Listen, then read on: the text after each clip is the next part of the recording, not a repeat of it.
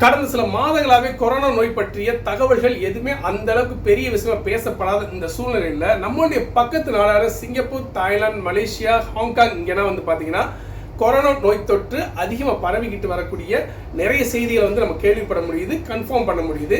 இந்த சூழ்நிலை சிங்கப்பூரில் பார்த்தீங்கன்னா ஏப்ரல் மாதம் மட்டும் 11,100 பேருக்கு வந்து கொரோனா நோய் தொற்று வந்து பரவி இருக்கு. இந்த மே மாதத்தோட தொடக்கத்தில் மட்டும் 14,000 வந்துக்கிட்டு இந்த கொரோனா நோய் தொற்று வந்து அதிகரிச்சிருக்கு. அதே மாதிரி பார்த்தீங்கன்னா இந்தியாவில் நேற்றைக்கு மே 19ஆம் தேதி வரைக்கும் நம்மளுடைய பல கோடி மக்கள் கொண்ட நம்மளுடைய இந்தியாவில் 93 பேர்த்துக்கு தான் வந்துக்கிட்டு இந்த கொரோனா நோய் தொற்று வந்து பரவி இருக்கு. அதே மாதிரி வந்துட்டு மும்பையில் தான் வந்து அதிகமாக இளம் வயதினர் வந்து இந்த நோய் வந்து கொரோனா நோய் தொற்று வந்து பரவிக்கிட்டு இருக்கிறதா தகவல்கள் கிடைச்சிருக்கு.